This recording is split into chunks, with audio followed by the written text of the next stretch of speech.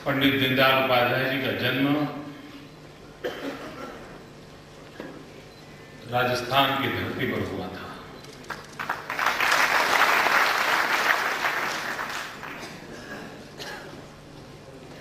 ये वीरों की धरती है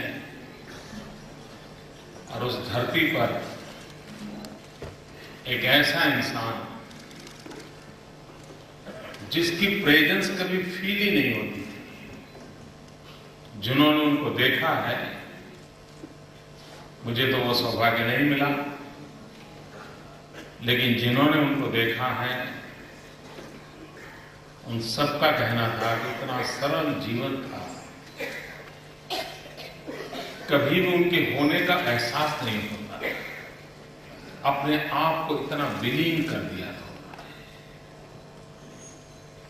एक विचारपूर्ण चलता फिरता था,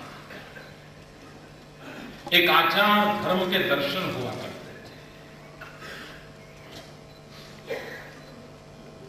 बचपन में ही माँ बाप खो दिए,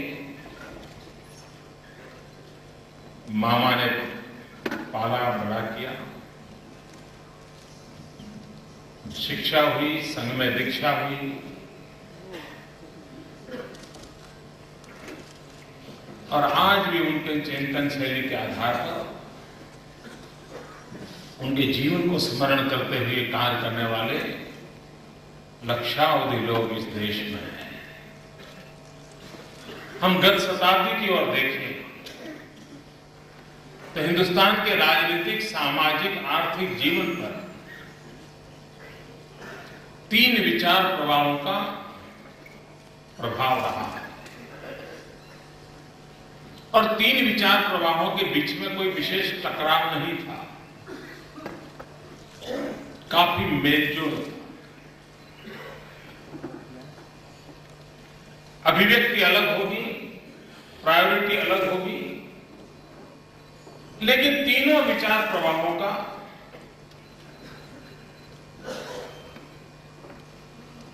आधार पूर्णतः भारतीयता की जमीनी हकीकतों से जुड़ा हुआ था।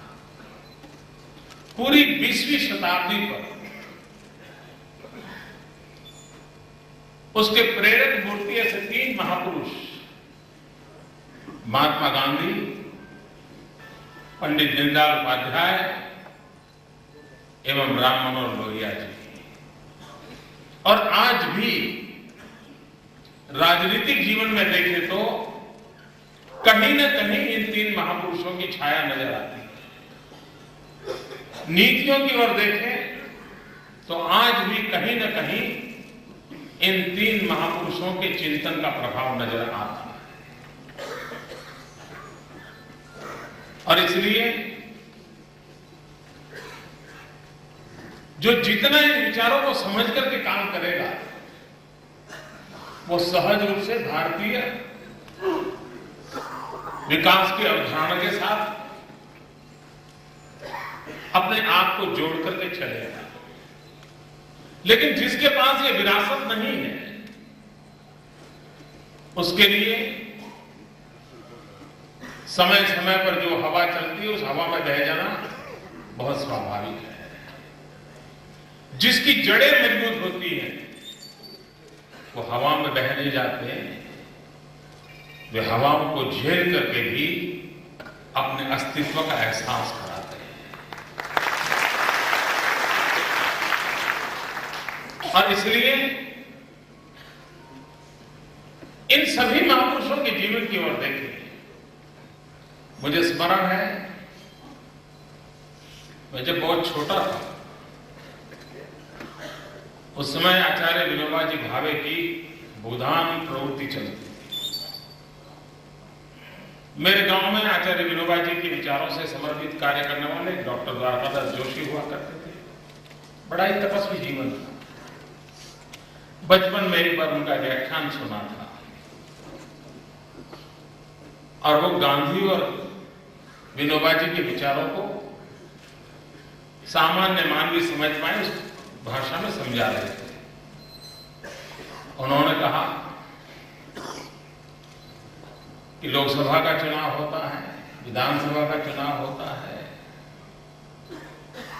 लेकिन समाज में उतनी दरारें पैदा नहीं होती हैं। लेकिन जब गांव की ग्राम पंचायत का चुनाव होता है तो पूरा गांव बढ़ जाता है, दुश्मनी का माहौल बन जाता है और कभी कभी तो नौबत यहाँ तक आ जाती है कि बेटी ब्याह की हो, सिर्फ इस चुनावी दंगल के कारण वो मैके वापस चली आती है, रिश्ते टूट जाते हैं। क्यों न गांव को एक किया जाए, क्यों न गांव के अंदर सर्वसम्मति का माहौल न बनाया जाए। ये बात मैंने बचपन में सुनी थी, बाद में राष्ट्रीय स्वयंसेवक संघ कई विचार सुनने का अवसर मिला तो पंडित दीनदयाल जी से भी यही बात पढ़ने को मिली। उन्होंने भी विकास के अंदर विवाद विखवाद तक चला जाए तो कितना संकट पैदा होता है, उसकी वेदना प्रकट। जब हमारे गांधीनगर में जाने करके बैठने का अवसर मिला 2001 7 अक्टूबर को पहली बार मुझे मुख्यमंत्री का दायित्व मिला। 11 अक्टूबर 2001 जयप्रकाश नारायण जी का जन्मदिन था। 7 अक्टूबर को मैं मुख्यमंत्री बना, 8 अक्टूबर को मैं मीडिया से मिला और 8 अक्टूबर को मैंने पहली घोषणा की थी, क्योंकि उसी समय गुजरात के अंदर कोई 11,000 पंचायतों के चुनाव होने वाले थे और मेरी पहली घोषणा थी, मैंने कहा था कि हम कोशिश करेंगे कि समरस गांव बने, गांव अपने प्रतिनिधि गांव मिलकर के तय करें और जो गांव ये 100% एकता के साथ अपने प्रतिनिधि चुनेंगे, उस गांव को हम समरस गांव का स्टेटस देंगे और विकास के लिए ऐसे गांवों को 2 लाख रुपए अतिरिक्त राशि देंगे। विचार बीज तो बचपन में पड़ा था मेरे मन में, उसको संस्कारित करने का काम, उसको विकसित करने का काम दीनदयाल जी के विचारों ने किया था। लेकिन जब मौका मिला तब मेरे जीवन की पहली प्रेस कॉन्फ्रेंस में मैंने घोषणा की और आपको जानकर के आश्चर्य होगा कि गुजरात में 45% पंचायतों के चुनाव ऐसे हुए जिसमें गांव ने इकट्ठा होकर के सर्वसम्मति से अपने प्रतिनिधि तय किए। 45% गांव और जबकि बड़ा घोर विरोध हुआ था, कुछ लोगों ने तो उसको अनडेमोक्रेटिक भी कह दिया और उन लोगों को मैंने सवाल पूछा था कि अगर एक तरफ 90% हो, एक तरफ 10% हो, आप उसे डेमोक्रेसी मानते हो? तो कहा हाँ मानते हैं। मैंने कहा एक तरफ 55% हो, 1% 45% हो, उसको डेमोक्रेसी मानते हो? बोले हाँ। तो मैंने कहा एक तरफ 100% हो और एक तरफ 0% हो, तो इसको डेमोक्रेसी क्यों नहीं मानते हो? खैर फिर वो विवाद बंद हो गया, वो विवाद बंद हो।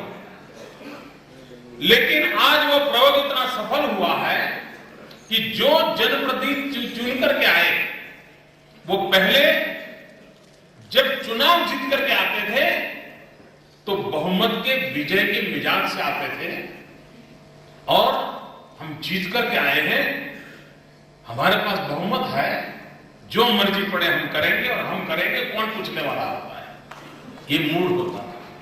लेकिन जब गांव ने सर्वसम्मति से उनको बिठाया तो हर काम करते समय उनकी सोच रहती थी ठहरो भाई, पंचायत में हमको तो गांव ने बिठाया है, पहले जरा गांव वालों से पूछ ले उनको क्या करना है। मित्रों आपको आश्चर्य होगा, सच्चे अर्थ में लोकतंत्र वहां पनपा और चुने हुए प्रतिनिधि गांव से संवाद करके अपने गांव के निर्णय करने लगे और जन भागीदारी बढ़ती गई। यानी अपने महापुरुषों की सोच अगर उसको लागू करने का प्रयास किया जाए तो कुछ भी असंभव नहीं है और कुछ भी काल बाह्य भी नहीं है, आज भी उतना ही रिलेवेंट है और इसको किया जा सकता है। पंडित दीनदयाल जी को हम अगर पढ़ेंगे तो उनके आम आदमी के प्रति संवेदना बहुत प्रकट होता है। हर चीज में सामान्य मानवी की भलाई के लिए क्या, दरिद्र नारायण की सेवा क्या, जो आखिरी छोर पर बैठा है उनके लिए क्या। गांधी के चिंतन को देखें, वो भी यही कहते थे कि जो भी हो उस आखिरी छोर पर बैठा है उस इंसान का ज्ञान ये स्वाभाविक है। न्याय पाना भी महंगा हो गया, क्या कोई उपाय है? मैं गुजरात के 2 अनुभव आपके साथ शेयर करना चाहता हूं। गुजरात में एक लोक अदालत का आंदोलन चल रहा है और उसमें दंडित भी जो किए जाते हैं उसकी अमाउंट भी अरबों खरबों तक पहुंची हुई है। इतना पावरफुल वो फॉर्म बना है। लाखों की तादाद में केसेस का निपटारा होता है, दोनों पक्षों को बिठा करके बात करके निपटारा किया जाता है, लाखों की संख्या में। और आपको जानकर के आनंद होगा भाइयों, एक केस के पीछे खर्चा सिर्फ 35 पैसे आता है। ओनली 35 पैसा, 35 पैसे में वो न्याय प्राप्त करता है। क्या हमारे देश में नहीं कर सकते? क्या गरीब से गरीब को न्याय नहीं दिला सकते? ये संभव है। एक बार भारत के प्रधानमंत्री जी ने और सुप्रीम कोर्ट के चीफ जस्टिस ने संयुक्त रूप से एक मीटिंग बुलाई थी। सभी मुख्यमंत्री थे, सभी हाई कोर्ट के चीफ जस्टिस थे, प्रधानमंत्री थे, सुप्रीम कोर्ट के जजेस थे और उसके अंदर इस न्यायपालिकाएं, उसकी व्यवस्था, सारे विषय चले।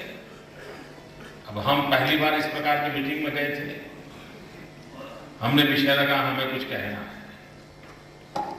और मैंने कहा भाई आप बड़े बड़े लोग हैं, बुरा मत बताना, क्योंकि मैं कोई कोर्ट कचहरी में कभी जिंदगी में गया नहीं हूं। मैंने तो कोर्ट कैसी होती सिनेमा में देखा है, हमें तो मालूम तक नहीं। इसलिए आप सब सुप्रीम कोर्ट के इतने बड़े बड़े वरिष्ठ लोग बैठे हैं तो कहीं बोलने में दिक्कत ना हो, हमारी गलती ना हो जाए, क्षमा कर देना। ऐसा करके अपनी बात शुरू की। मैंने कहा ये देश गरीब है, क्यों ना हम हमारी अपनी व्यवस्थाओं को विकसित क्यों ना करें।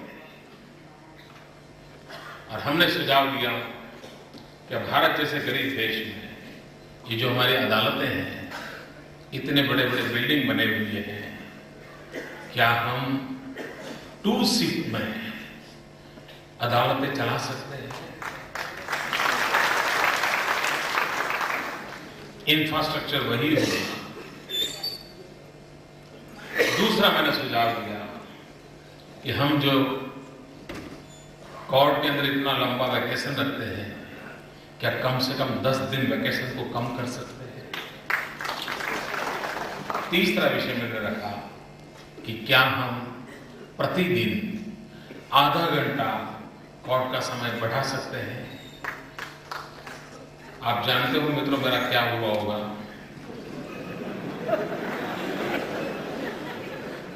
उसके बाद लंच अवर था, सबने मुझे पकड़ा, मोदी जी हमको मालूम है कि कितना कठिन काम होता है और आप ये सब सुना मैंने, लेकिन मैंने तय किया कि मैं अपने राज्य में करूंगा।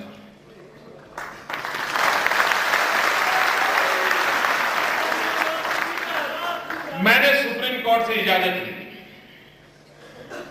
और मित्रों आपको जानकर के खुशी होगी, हिंदुस्तान में सबसे पहले इवनिंग कोर्ट गुजरात में प्रारंभ किया।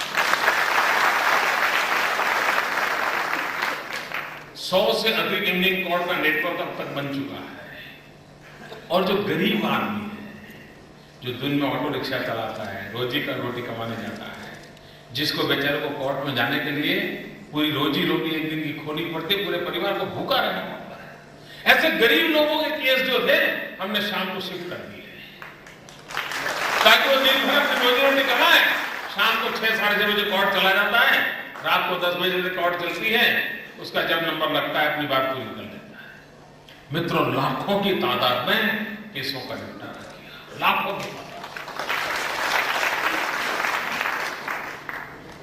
उसी प्रकार से हमारे यहाँ राज्य में जुडिशरी के मित्रों ने आधा घंटा अधिक काम करना शुरू किया। मेरी 10 दिन की अपेक्षा थी, उन्होंने 7 दिन वैकेशन कम किया।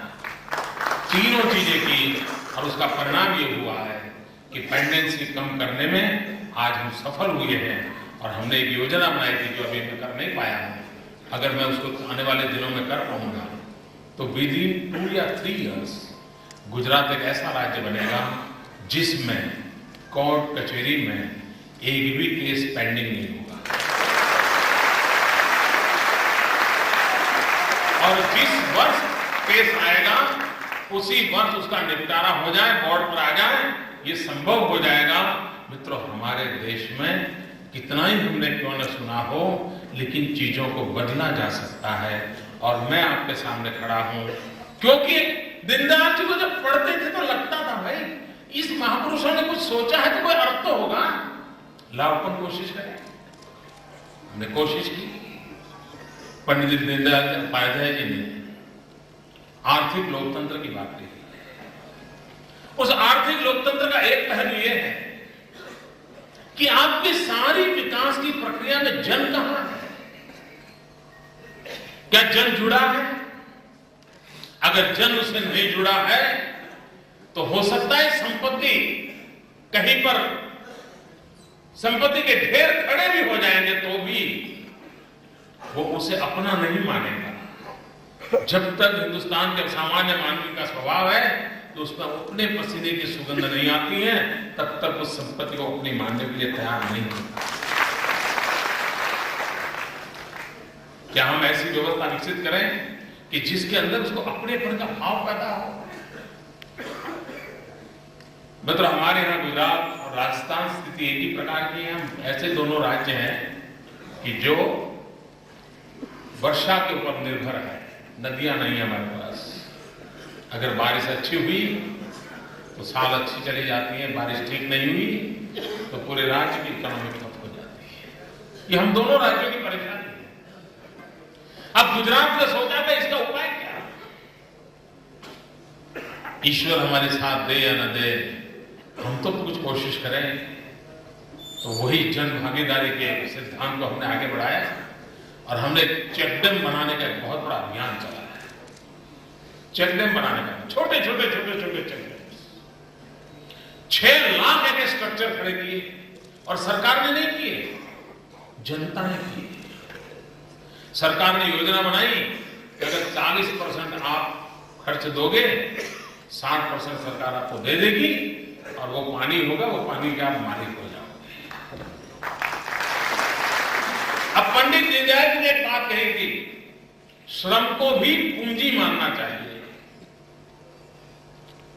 जैसे एक पूंजीपति अपनी इंडस्ट्री में इन्वेस्टमेंट करता है पूंजी का, उसी प्रकार से वहां मजदूर जो मजदूरी करता है वो अपने श्रम की पूंजी इन्वेस्ट करता है। ये पंडित जी ने कहा। मित्रों, हमने इस चेक-डैम के अंदर उस फिलोसफी को लागू किया। जो गांव 40% पैसा कैश नहीं दे सकता है, उस गांव को हमने कहा अगर आप उस चेक डैम को बनाने के लिए खुद मेहनत करोगे तो श्रम को भी हम संपत्ति मानेंगे और आपके 40% उसी में गिनेंगे। विचार वहां से मिला था, लेकिन विचार को साकार किया जा सकता है, किया जा सकता है। 6 लाख के करीब चेक डैम बने। बारिश आती है तो 2 बार 3 बार भर जाते हैं और अभी भी वो काम जन अभियान हमारा चालू है। मित्रों, उसका परिणाम ये हुआ पूरे हिंदुस्तान के वाटर टेबल नीचे जा रहे हैं। गुजरात अपवाद है जिसके वाटर टेबल ऊपर आ रहे हैं। जन भागीदारी से हुआ ये काम है, लोगों ने किया है और पंडित जी ने जो विचार रखे उसी विचार को साकार करने का प्रयास किया है और उसी को तो भारतीय विकास की अवधारणा कहते हैं। ये एक खोखले शब्द नहीं है, इसको जमीन पे उतारा गया है। पंडित दीनदयाल जी के कृषि के क्षेत्र में बड़े गहन विचार हैं और वे कृषि को आधुनिक करना चाहते थे। वे कृषि में भी टेक्नोलॉजी का स्वीकार करने के पक्षकार थे। वे सीड्स को, बीज को अधिक अच्छा कैसे बने, पर हेक्टर उत्पादन कैसे बढ़े, उन सारे विषयों के आग्रह से उन्हें बातें रखी थी। मतलब हमारे यहां किसान की आय बढ़े, सब सरकारें इसके लिए बातें करते हैं। हर राज्य की सरकारें बातें करती हैं, देश की सरकार बातें करती है। क्या हम, अगर हिंदुस्तान कृषि प्रधान देश है, अगर हिंदुस्तान गांवों का देश है, तो हमने कभी अपने महापुरुषों ने जो कहा है उसको पकड़ करके कुछ करने की कोशिश की है? अगर करते हैं तो सफलता मिलती है। मित्रों, हमने कृषि क्षेत्र में काम अपनाया, हम विज्ञान को लाए, उसमें टेक्नोलॉजी को लाए, नए नए नो-हाउ लाए, जमीन को भी सुधार का एक अभियान चलाया।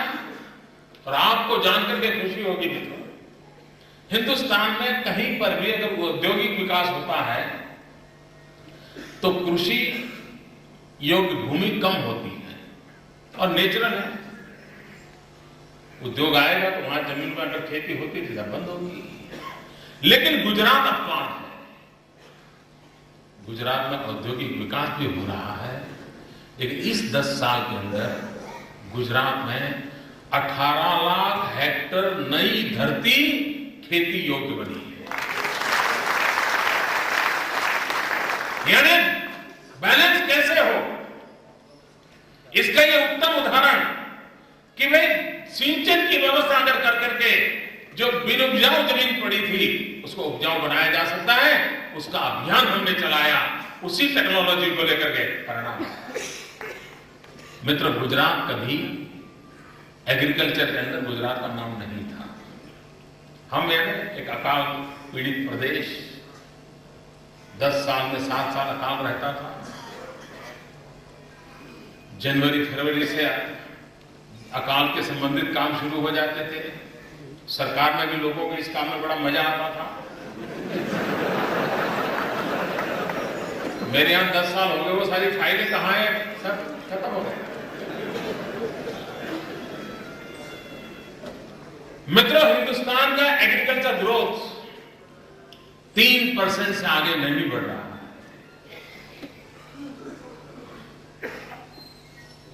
कृषि विकास दर 3% से आगे नहीं बढ़ रहा है। और आपको जानकर के खुशी होगी भाइयों, 21वीं सदी का पहला दशक 2001 से 2011 तक पूरे 10 वर्ष गुजरात का एग्रीकल्चर ग्रोथ 11%। 2001 में मेरे यहां कृषि income, agriculture income 14,000 crore rupees थी, आज वो 80,000 करोड़ पर पहुंची। हमारे यहां कुछ समय मुझे याद है 2001-2 में कॉटन की खेती होती है, 23 लाख बेल खेती हुई थी। इस बार 1 करोड़ 23 लाख उत्पादन हुआ। गांव को समृद्ध किया जा सकता है और गांव में भी बदलाव लाया जा सकता है।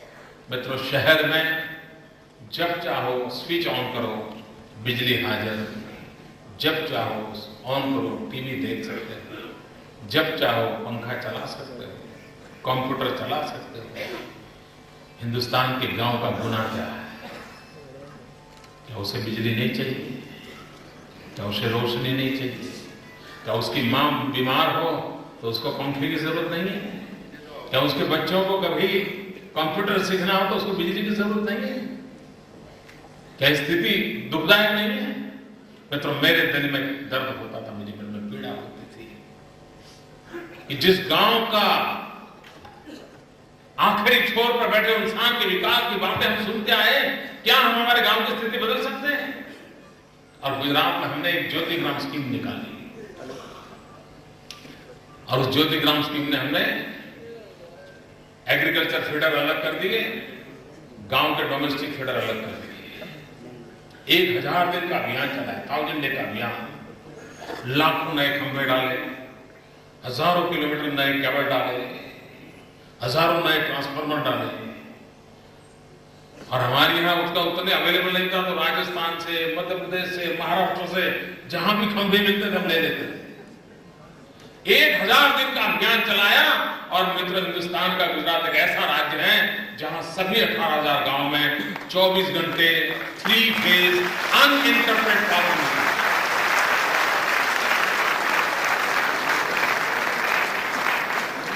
और उसका परिणाम क्या है? देखिए, हिंदुस्तान में विकास का मॉडल क्या हो, हमारे विकास की अवधारणा क्या हो, ये मैं आपको उदाहरण समेत समझाना चाहता हूं। मैं यहां गुजरात की वाहवाही करने नहीं आया हूं दोस्तों। राजस्थान में गुजरात की वाहवाही करने के लिए मुझे आने की जरूरत नहीं है। राजस्थान के हर गांव से मेरे यहां एम्बेसडर बैठे हुए हैं जो मेरे गुजरात की बात राजस्थान में आकर विरोध करते हैं। राजस्थान के लोग शायद राजस्थान का जितना जानते होंगे उससे ज्यादा गुजरात का जानते हैं, क्योंकि गुजरात में बैठे हुए राजस्थान के लोग हर बार बताते रहते हैं गुजरात में ये हो रहा है। इसलिए मुझे इस काम की जरूरत नहीं है, लेकिन हम चीजों को समझे, इसलिए मैं कहना चाहता हूं। और इसका परिणाम क्या है? मुझे स्मरण है, गांधीनगर के पास एक गांव है। अब उस समय वो मिर्ची की खेती करते हैं, हरी मिर्ची। अब हरी मिर्ची की खेती करते हैं, फसल ज्यादा हो गई। अब किसान की मुसीबत ये है कि फसल ज्यादा हो जाए तो भी उसको मरना पड़ता है, दाम कम हो जाते हैं, और फसल कम हो जाए तो भी बेचारे को मरना पड़ता है कि कमाई कम हो जाती है। उसको तो दोनों तरफ से मार होती है। अब वो 4-6 गांव नजदीक नजदीक को मिर्ची की खेती करते हैं। अब उस साल फसल इतनी हो गई कि इन 4-5 गांवों के सब हरी मिर्ची अगर वो बेचते हैं तो बड़ी मुश्किल से 3 लाख रुपए की कमाई की संभावना थी। 3 लाख रुपए की। उसी समय ये ज्योतिग्राम योजना आई, तो एक गांव के नौजवान इकट्ठे आए। उन्होंने कहा कि ऐसा करो, अपने चक्की ले आते हैं। अब बिजली मिल गई है, चक्की लाएंगे।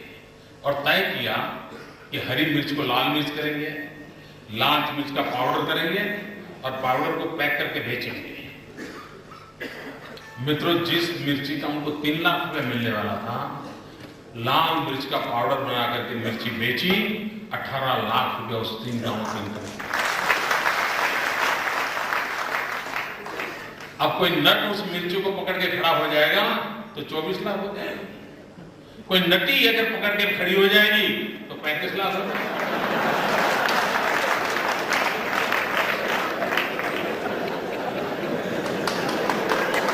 बड़ी देर हो गई।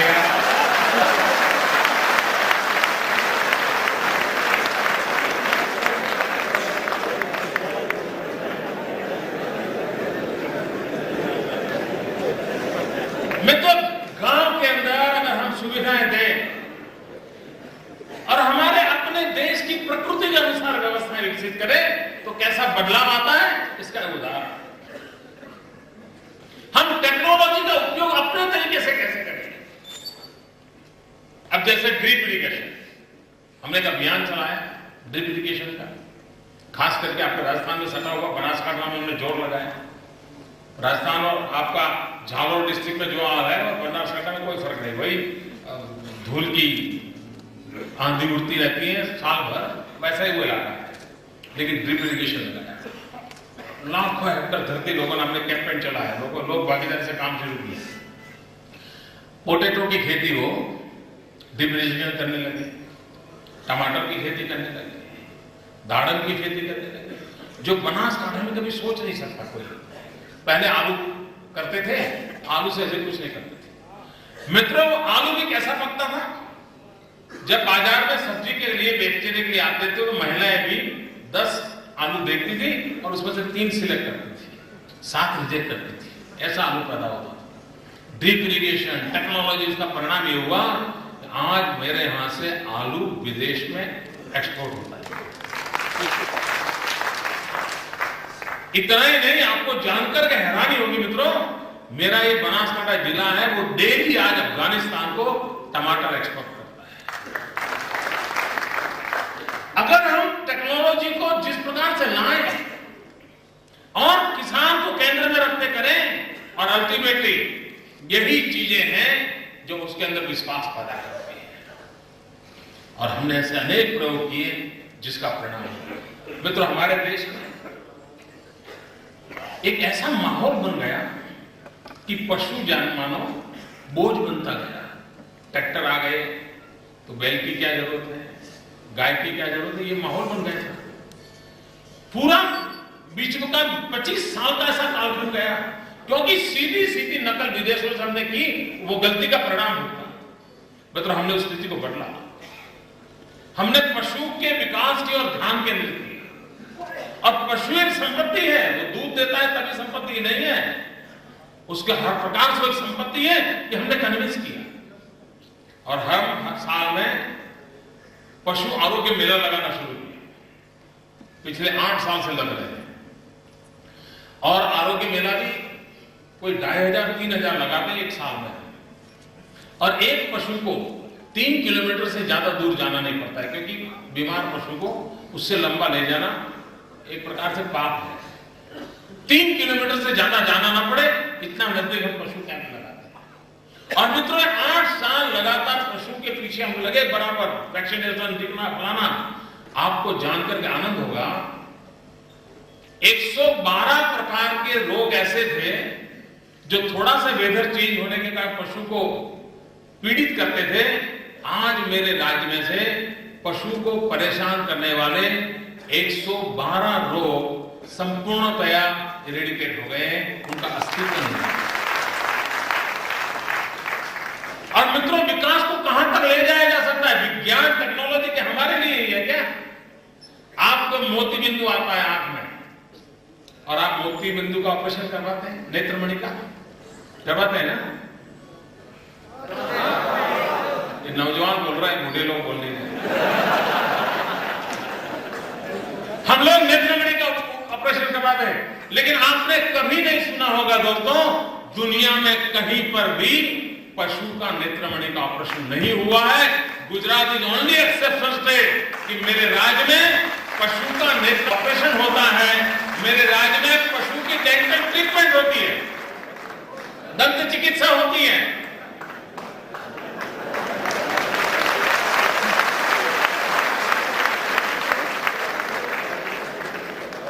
भारत का चिंतन मुझे इस काम करने के लिए प्रेरित करता है। मेरे देश की प्रति मेरी जो समझ सोच है, जो मैंने दीनदयाल जी से महापुरुषों को पढ़ा है, हमारे अधिकारियों से सुना है, उसमें से प्रेरणा मिलती। और उसका परिणाम क्या हुआ है? परिणाम यह हुआ है कि आज मेरे राज्य में, आप चिंता मत कीजिए, जगह नहीं है तो थोड़ा खड़े हो जाइए। और क्या, ऐसे भी चुनाव में खड़े तो रहते ही हैं। मित्रों, इसका परिणाम यह हुआ है कि मेरे यहां 10 साल में दूध के उत्पादन में 60% ग्रोथ है, 60% ग्रोथ। आज हिंदुस्तान का कोई राज्य ऐसा नहीं है जहां पर गुजरात से दूध न जाता। आसाम, नागालैंड तक गुजरात से दूध जाता है। मित्रों, अगर आप सिंगापुर जाते हो और वहां दूध वाली चाय मांगोगे तो लिख के रखना, वो दूध गुजरात का होगा। आप यूरोप में जाओगे, यूरोप के आज किसी भी शहर में चले जाइए, वहां जो दूध के पाउडर बिकता है वो गुजरात का दूध का पाउडर होता है। मित्रों, हमने हमारी इकोनॉमी को स्ट्रेंथन किया और उस चीजों को बहुत जगह पे एक्सपोर्ट किया, जिसके कारण हमारे किसान की आय बढ़ने लगी। गांव को विकसित करना है, ज्योतिग्राम योजना, बिजली दी। अब हम लगे हैं वैल्यू एडिशन। हम वैल्यू एडिशन चाहते हैं। मैं नहीं चाहता हूं मेरा किसान पोटेटो कैनेडा को बेचता है। मैं चाहूंगा कि वो पोटेटो चिप्स अपने यहां बनाए, वेफर बनाए, और जो आलू 2 रुपए में बिकता है, उसकी वेफर 20 रुपए में बिकनी चाहिए और किसान का पेट भरना चाहिए। ये सब चीजें संभव है हमारे देश में, ये किया जा सकता है। लेकिन इतनी गहराई से जब सोचोगे, मैंने एक दिन प्रधानमंत्री को जब ये नेत्रमणि की बात की तो उनको आश्चर्य हुआ था। आपको भी हुआ? आपका प्रधानमंत्री में क्या फर्क है जी?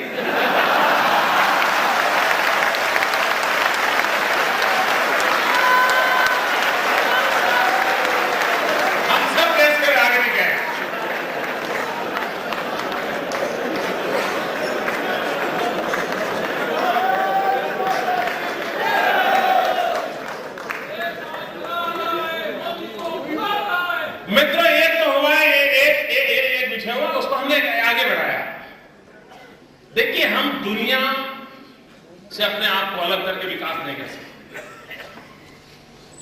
अब हमारे में कितना मैग्नेटिक पावर है कि दुनिया को हमारी ओर खींचे, या हम कितने दुर्बल हैं कि दुनिया हमें खींच के ले जाए। झगड़ा हुआ है, और इसलिए हमें अपनी बातों में ताकत भरनी पड़ती है। हम ही ढूल-मूल रहते हैं तो दुनिया को आकर्षित नहीं कर सकते। मित्रों, गुजरात शायद दुनिया में, गुजरात का जो नेटवर्क है दुनिया के समृद्ध देशों का नहीं होगा, ये बात मैं आपको दावे से कहता हूं। और वो है आधुनिक इंफॉर्मेशन टेक्नोलॉजी के युग की मैं बात करना चाहता हूं। हमने ज्योतिग्राम योजना बनाई, बिजली पहुंचाई, उसके तुरंत हमने शुरू किया ब्रॉडबैंड कनेक्टिविटी। मित्रों, अभी अभी पिछला बजट अगर आपने पढ़ा होगा तो भारत सरकार ने घोषणा की है कि वो हिंदुस्तान के 3000 गांवों में ब्रॉडबैंड कनेक्टिविटी के लिए प्रयोग करेंगे। अभी प्रयोग करेंगे, और पूरे देश में 3000 गांव। मित्रों, 2008 में गुजरात ने 18,000 गांवों में ब्रॉडबैंड कनेक्टिविटी कर दी।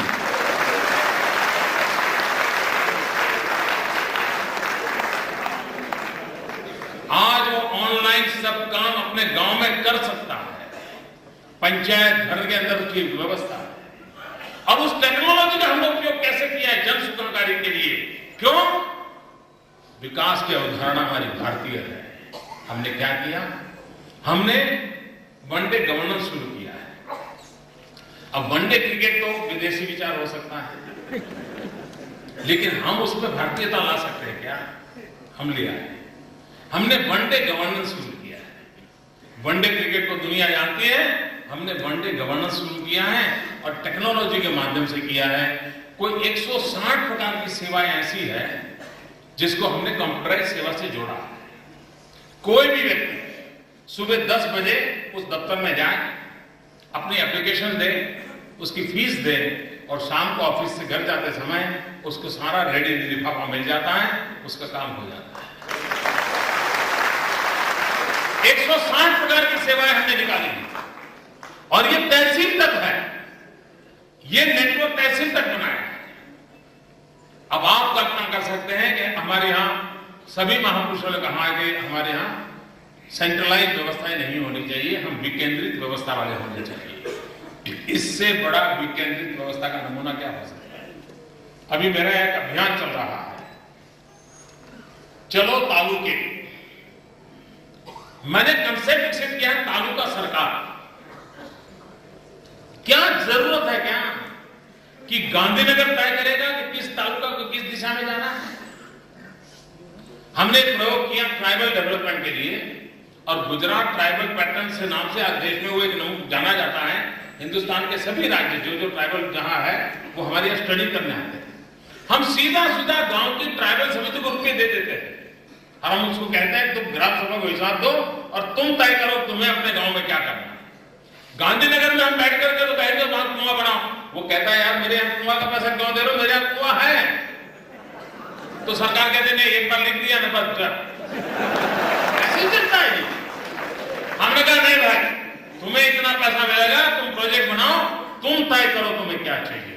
और उसका परिणाम ये हुआ है, एक एक साल में 2-2, 3-3 लाख प्रोजेक्ट ये गांव वाले मिलकर के पूरे कर देते हैं। पूरे ट्राइबल के पैसे उनको दे देते हैं। तो हमने उसी प्रकार से विचार को आगे बढ़ाते हुए तालुका सरकार का कंसेप्ट विकसित किया है, जहां तालुका खुद अपने डेवलपमेंट का मॉडल बनाएगा।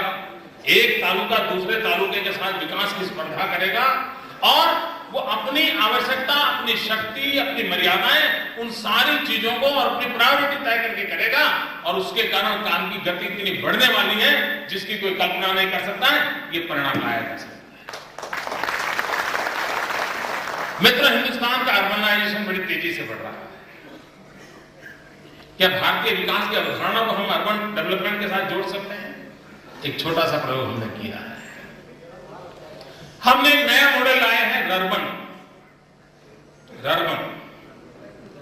रूरल अर्बन का मिक्सिंग।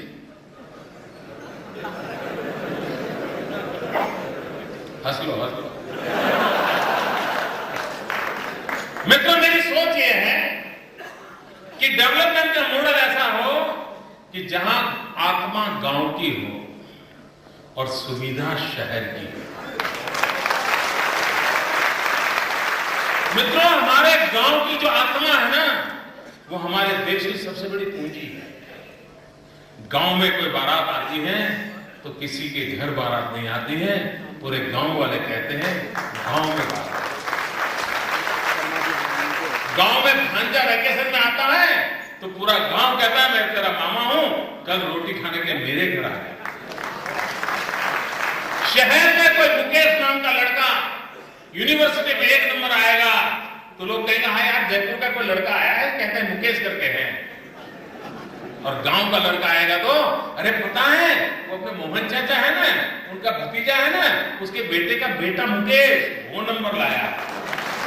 ये अपनापन है। गांव में कोई बीमार होता है, पूरे गांव को दर्द होता है। गांव में किसी का अच्छा होता है, पूरे गांव को खुशी होती है। ये गांव की आत्मा है, उसको मरने देना नहीं चाहिए। और यही तो विकास की अवधारणा है। और इसलिए हमने कंसेप्ट लाए हैं रर्बन, जहां आत्मा गांव की हो, सुविधा शहर की हो। गांव होगा, अंडरग्राउंड ड्रेनेज बनाने से कोई गांव मर जाएगा क्या? हमने तय किया है हम गांव को भी अंडरग्राउंड ड्रेनेज देंगे। अगर घर घर पानी का नल लगता है तो गांव खत्म हो जाएगा क्या? हम पानी देंगे। अगर शिक्षा में बच्चों को लॉन्ग डिस्टेंस एजुकेशन देते हैं और अच्छे से अच्छे स्कूल का टीचर अहमदाबाद से उसको गांव में सैटेलाइट सिस्टम से पढ़ाता है और बच्चों की शिक्षा दीक्षा अच्छी होती है तो गांव का भला होगा। सुविधा शहर की देंगे, आत्मा गांव का रखेंगे। गांव टूटेगा नहीं, शहर बढ़ेगा नहीं। ये एक मॉडल हमने विकसित किया। मैं पिछले दिनों प्रधानमंत्री जी से मिलने गया था तो एक काम के लिए, और पीछे उनके साथ बैठना हुआ तो ऐसे ही थोड़ा पानी लेके मिला। प्रधानमंत्री की बात है।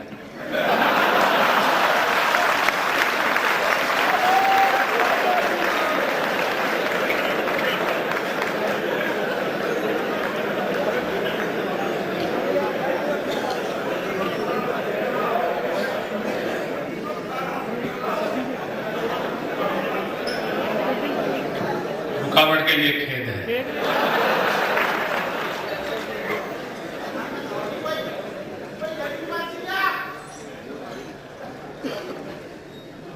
तो प्रधानमंत्री जी से ऐसे ही गप्पे गोष्ठी हो रही थी। अब इनके पास समय भी बहुत होता है।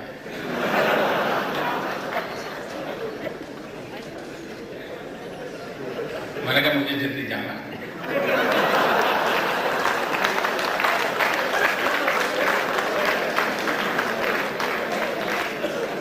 नहीं बैठा मोदी जी, बहुत दिन के बाद।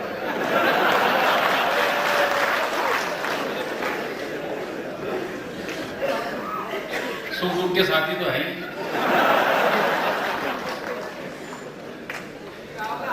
मैंने प्रधानमंत्री जी से कहा था कि आपकी जेएनएनयू की योजना है, उसका नेक्स्ट जनरेशन पर सोचना चाहिए। बोले मोदी जी आप क्या कहते हैं? मैंने कहा ये जो जेएनएनयू के नाम पे आप बड़े बड़े शहरों में फ्लाईओवर बना रहे हो, मेट्रो लगवा रहे हो, ब्रिज बना रहे हो, सड़कें चौड़ी कर रहे हो, ठीक है, अच्छी बात है, मेरा कोई विरोध नहीं है। लेकिन मैंने कहा कि हिंदुस्तान की आत्मा के अनुकूल एक नए मॉडल को लाना चाहिए। मैंने क्या, मैंने कहा आप के सामने मैं एक सुझाव रखता हूं। तब तो मैं कोई तैयारी के साथ गया नहीं था, क्योंकि प्रधानमंत्री इतना समय थोड़ा देते हैं। लेकिन उस दिन मिल गया समय और उनको भी मन लग गया मेरी बात सुनने में। तो मैंने ऐसे मेरे दिमाग में जितना विषय है, कागज वागज तो था नहीं मेरे पास, ऐसे मैंने बोलना शुरू किया। मैंने कहा आज आप कोई 60 शहरों को पकड़ा है जिसमें इतना करोड़ों रुपया लगा रहे हो, आप अरबों खरबों रुपया लगा रहे हो। आप ऐसा एक मॉडल के लिए पूरे देश में से 500 शहर पकड़िए और एक ऐसे नए मॉडल की ओर हम चले जो भारत के गांव और शहर के संघर्ष को कभी पनपने न देगी। वरना एक दिन आ सकता है कि शहर और गांव के बीच संघर्ष हो जाए। और मैंने कहा मेरी वो चिंता है, इसका एक रास्ता मेरे मन में है। हमने कहा कि 500 गांवों में 2 कामों को हम प्राथमिकता देंगे। एक, इन 500 शहर में solid waste management and waste water treatment, ये 2 काम करें हम। और जो सॉलिड वेस्ट मैनेजमेंट हो उससे जो फर्टिलाइजर बने और वेस्ट वाटर ट्रीटमेंट से जो पानी अच्छा मिले वो गांव को वापस दें। शहर के बगल में जो गांव होते हैं वो आमतौर पर सब्जी की खेती ज्यादा करते हैं। जयपुर के अगल बगल के भी कुछ गांव होंगे जो सब्जी की पैदावार करते हैं, क्योंकि तुरंत उनको शहर में मार्केट मिल जाता है। अगर मैंने कहा आप पानी देते हैं तो उनकी फसल की सुविधा बढ़ेगी और सब्जी ज्यादा मात्रा में अच्छी प्रकार से शहर में आएगी और शहर के लोग सस्ता वेजिटेबल मिलेगा तो उनकी हेल्थ को बहुत फायदा होगा, न्यूट्रिशन प्रॉब्लम सॉल्व होगा, तो हेल्थ रिपोर्ट से लाभ होगा। उधर मैंने कहा कि आप सॉलिड वेस्ट मैनेजमेंट करके एक नेचुरल फर्टिलाइजर तैयार कीजिए, कुदरती खातर तैयार कीजिए और वो उनको दीजिए। उसमें भी नियम बनाइए कि अगर आप 2 बोरी ये फर्टिलाइजर लेते हो तो 1 बोरी आपको ये फर्टिलाइजर मिलेगा, केमिकल फर्टिलाइजर मिलेगा, ऐसे नियम बनाइए। और मैंने कहा उसके कारण लाखों टन फर्टिलाइजर, केमिकल फर्टिलाइजर बचेगा। लाखों टन केमिकल फर्टिलाइजर बचने के कारण भारत सरकार की अरबों खरबों रुपए की सब्सिडी बचेगी। ये भारत सरकार की सब्सिडी जो बचेगी उसका वो पैसे आप इस ट्रीटमेंट प्रोजेक्ट लगाने के लिए लगाइए, वायबिलिटी गैप फंडिंग हो जाएगा, हमारी खेती सुधरेगी, जमीन सुधरेगी, गांव को पानी मिलेगा, खातर मिलेगा, शहर वालों को शुद्ध अच्छी सब्जी मिलेगी, उनका हेल्थ प्रॉब्लम सॉल्व होगा, शहर स्वच्छ हो जाएंगे। काफी डिटेल में मैंने बताया। मोदी जी आपका विचार बहुत अच्छा है, मेरे साहब अच्छा लगा देखा। मैंने कहा आगे क्या? नहीं, बोले मोदी जी ऐसा करो, एक मुझे छोटा प्रोजेक्ट रिपोर्ट बनाकर दे दो। अब हम बहुत खुश हो गए, चलो यार कोई बात बन जाएगी, 500 शहरों का भला हो जाएगा। हमने एक बड़ा डिटेल में एक्सपर्टों को काम पे लगाया, हमने सब भेज दिया। फिर प्लानिंग कमीशन की मीटिंग हुई तो प्लानिंग कमीशन ने कहा मोदी जी जरा वो विषय हमको समझाइए। उन्होंने पहले से मुझे कहा था मोदी जी हमको आपसे सुनना है, तो उनके सामने रखा। उन्होंने शाम को थोड़ा सा बुला के रखा, मोदी जी पूरा विषय रखिए, हमने विषय रखा। उस बात को अब 2 साल होने आए।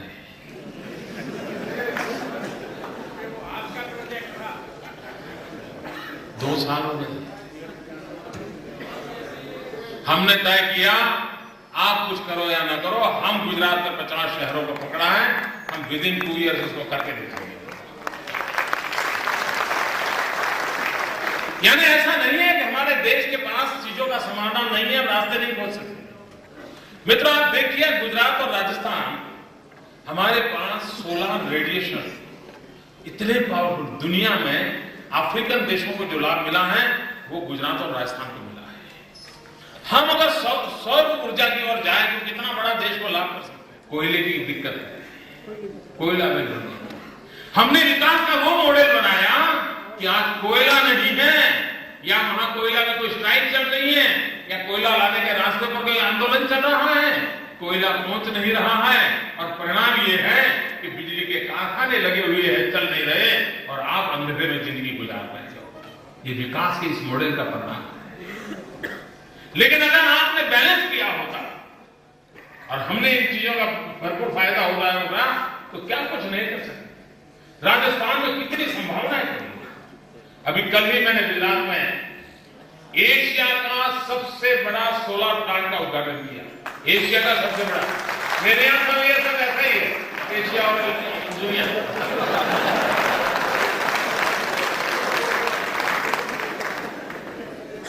और मित्रों, जिस प्रकार से हम सोलर एनर्जी में आगे बढ़ रहे हैं, वो दिन दूर नहीं होगा, हम दुनिया के वर्ल्ड कैपिटल बन जाएंगे सोलर एनर्जी। अब ये भारत की सोच के अनुकूल है, जहां प्राकृतिक संसाधनों, पंडित दीनदयाल जी कहते थे कि हमें प्रकृति का शोषण करने का अधिकार नहीं है, हमें उसके साथ संतुलित बनाकर के विकास की बातों को आगे बढ़ाना पड़ेगा। और गुजरात ने आज सोलर एनर्जी के सेक्टर में उस काम को करके दिखाया है और उसके परिणाम हमें अच्छे मिल रहे हैं। ये काम राजस्थान में हो सकता है। उसी ऐसे ही एक बार बात हुई प्रधानमंत्री के पास, हमें कभी कभी मौका मिलता है। तो हाँ, उस दिन जो शायद चिदम्बरम जी थे, हमने विषय रखा, हमने कहा साहब ये सोलर एनर्जी का इतना सारा चल रहा है। अब मामला ये था कि जो ताज हमला हुआ था, आतंकवादियों ने मुंबई में हमला जो आखिर किया था, उसके संदर्भ में हमारी छोटी सी मीटिंग थी। चिंता कर रहे थे हम लोग, आतंकवादियों क्या क्या कर रहे, वो चिंता करते थे, हम एक्शन लेते हैं।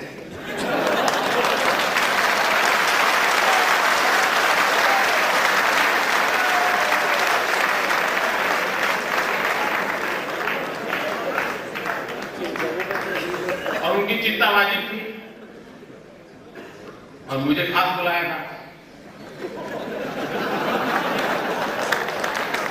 मोदी जी क्या करें, तो और बातों मैंने कोई सुझाव दिया। मैंने कहा था राजस्थान और गुजरात की बॉर्डर पाकिस्तान से जो सटी हुई है, वहां हम फेंसिंग में लगे हुए हैं, क्यों ना हम राजस्थान और गुजरात की बॉर्डर पर सोलर पार्क बनाएं और बीएसएफ के लोगों को, आर्मी के लोगों को, उनकी जो टेक्नोलॉजिकल टीम है उनको जोड़ करके वो बिजली उत्पादन के काम में लगाइए। दो काम होंगे, फेंसिंग से जो नहीं रुकता है वो सोलर के पूरा सैकड़ों किलोमीटर लंबा पार्क बन जाएगा, तो वहां रखवाली करने वाले लोग होंगे, बिजली उत्पादन होती होगी, जीवंत व्यवस्था हो जाएगी, कोई घुसपैठ या घुस नहीं पड़ेगा। और हमें बिजली मिली। जगह मोदी जी आपका आइडिया बहुत अच्छा है। उनका अफसर लोग भी थे, सबने लिख दिया। अब मैं पीछे पड़ गया, मैंने कहा उसका क्या होगा। अभी मुझे बीएसएफ वाले बता रहे थे कि मोदी जी फाइल मूव हुई है, तो अच्छा होगा। आप कल्पना कर सकते हैं, कोई रेगिस्तान है पूरा, गुजरात और राजस्थान की सीमा पर पाकिस्तान से सटा हुआ रेगिस्तान है। अगर हम सीमा पर फेंसिंग करते हैं, उसके साथ साथ अगर हम इस प्रकार के सोलर पैनल लगा करके बिजली पैदा करें, कितनी मात्रा में बिजली पैदा हो सकती है और देश की सुरक्षा का काम अपने आप साथ साथ जुड़ सकता है। मित्रों, कितना फायदा, मातृशक्ति कितना अद्भुत काम कर सकते हैं। मित्रों, ये मॉडल का स्टडी अभी हमें यूनाइटेड नेशन ने उसका अवार्ड दिया है।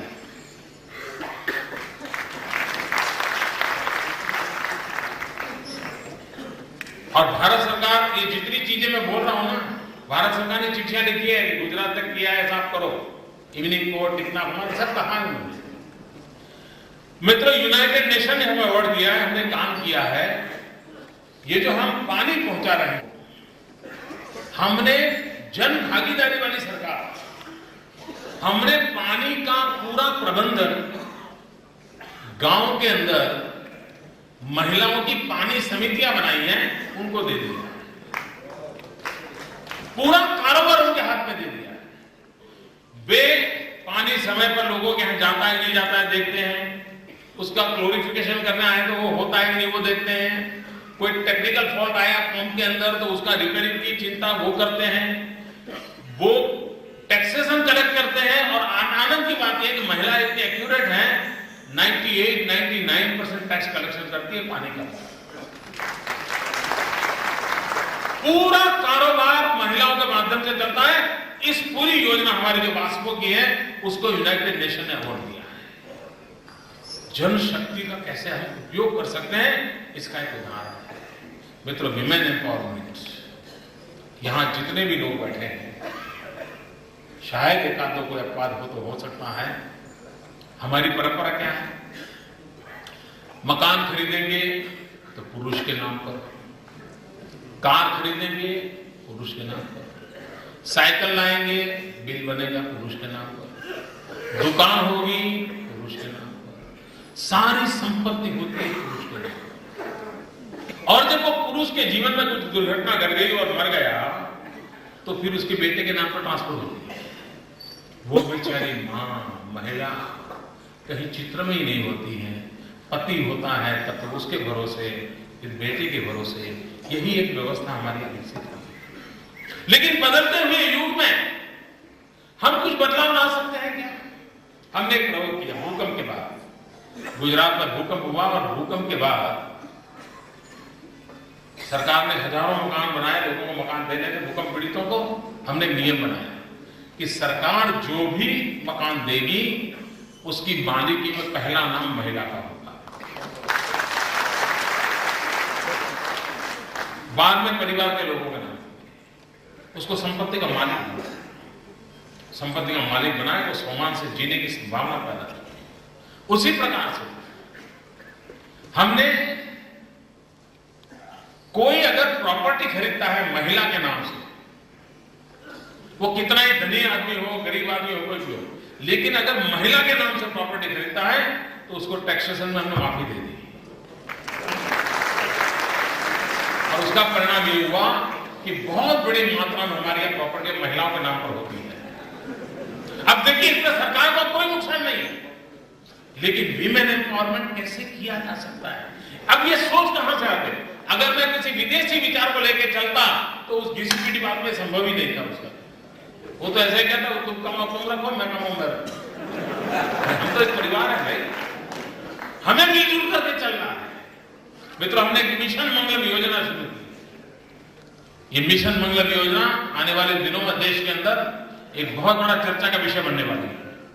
हमने एक लिमिटेड कंपनी के फॉर्म में सरकार ने विकसित की है और कॉर्पोरेट वर्ल्ड, गरीबी की रेखा के नीचे जीने वाली, अंत्योदय के जीवन जीने वाली माताएं बहनें, गवर्नमेंट, एनजीओ, इन सब को मिला करके एक नया मॉडल विकसित किया है। और इस मिशन मंगलम में 2 लाख सखी मंडल बनाए हैं। गरीब परिवार की 10-12 बहनें इकट्ठी आती हैं, एक सखी मंडल बनाती है। 2 लाख सखी मंडल में करीब 30 लाख ऐसे परिवार जोड़े हैं और उनके हाथ में 1000 करोड़ रुपए दिया है। 1000 करोड़ रुपए आप कल्पना कर सकते हैं। और 1000 करोड़ से वो व्यापार व्यवसायिक प्रवृत्ति कर रही है और करीब 6-7 हजार करोड़ रुपए का टर्नओवर करती है जी। और समय पर वो पैसे भुगतान कर देती है। आप कल्पना सकते हैं गरीबी की रेखा के नीचे जीने वाले लोगों को कितने सम्मान के साथ जीने का अवसर मिला है। और अपनी मेहनत, दयादान नहीं है, उपकार नहीं किया है, अपनी मेहनत से कर रहे हैं और उसका परिणाम मिला है। और हमारी कोशिश है कि विदिन 2 इयर्स 1000 करोड़ को 5000 करोड़ रुपए पहुंचाएंगे। 5000 करोड़। और जब 5000 करोड़ होंगे तब ये गरीबी की रेखा के नीचे जीने वाली महिलाओं के माध्यम से 50,000 करोड़ रुपयों का टर्नओवर चलता होगा। आप कल्पना कर सकते हैं मित्रों कितनी इकोनॉमी स्ट्रेंथन होगी, वो परिवार कितना शक्तिशाली होगा। ये होता है सशक्तिकरण। यानी टुकड़े फेंकने से समाज सशक्त नहीं होता।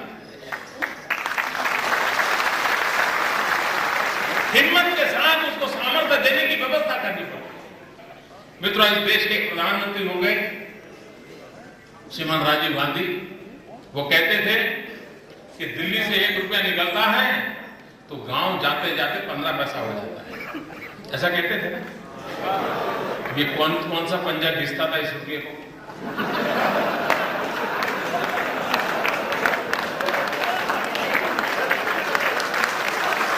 अरे यार स्पीड रखो भाई, इतनी देख करते हो।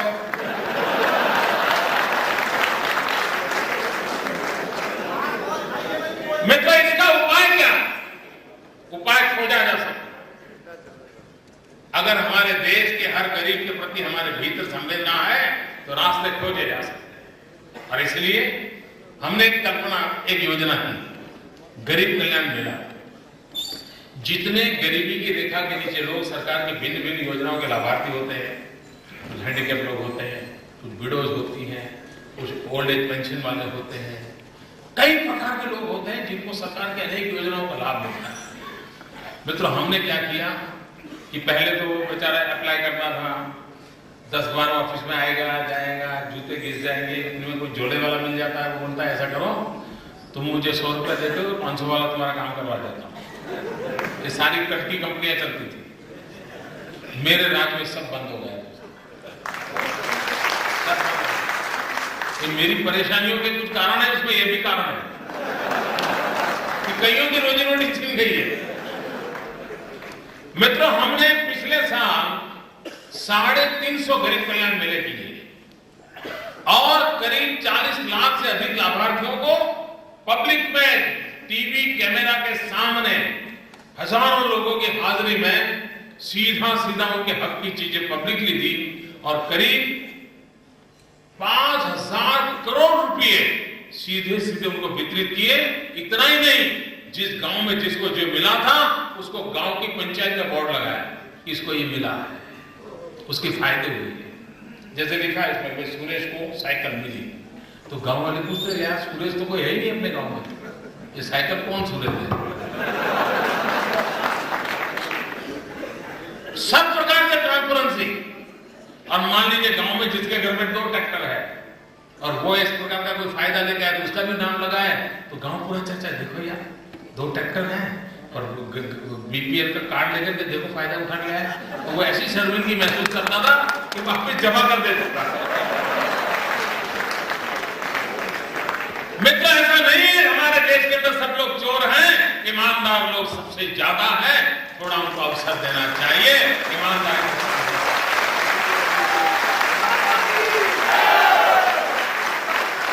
कुछ मुट्ठी भर लोगों के कारण बदनामी आती है, उन मुट्ठी भर लोगों को बाजू करिए, देश और समाज पवित्रता के साथ आगे बढ़ने के लिए तैयार होता है। ये मेरा अनुभव है।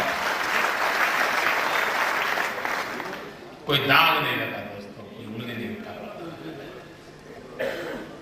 अगर हम सोचें, जिन महापुरुषों ने हमें प्रेरणा दी है, उनके आदर्शों पर हम अगर चलने की कोशिश करें, मुझे विश्वास है कि हम सही मात्रा में उसको काम को कर सकते हैं।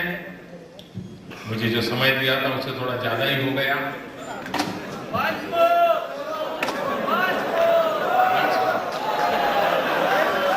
हाँ, मैं मंच करता हूँ। तो जितना समय मुझे दिया था उससे जरा ज्यादा हो गया। ये उमंग और यही तो देश की ताकत है। यही